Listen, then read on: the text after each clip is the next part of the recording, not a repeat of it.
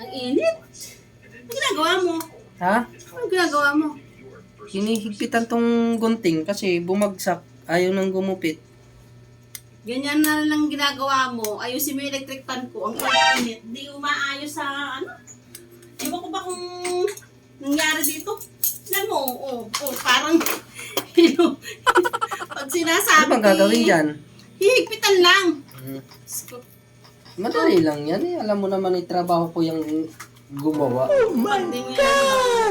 Sus, bumalik ka kahit 1 minuto lang. Saglit lang to sa akin.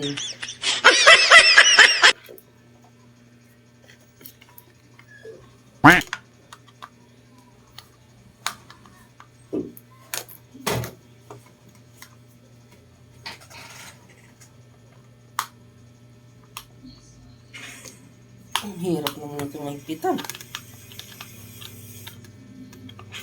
Hoy, ano ba pinagkagawa mo? Ano naghihigpit? Mahigpit na ba? Hindi pa oh.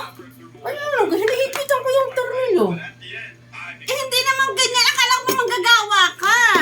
Dito sa butas, dito lang, hindi, pinapahirap mo pa yung buhay mo. Hindi naman baligo yung screw Ah, na. dito ba? Ay, naku, akala ko ba manggagawa ka? Ay, malabo ang mata ko eh. Malabo, hindi mo talaga alam.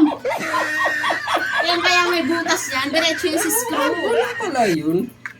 Yan. Ah, Sana pala ako na lang ayos. Ay, naku.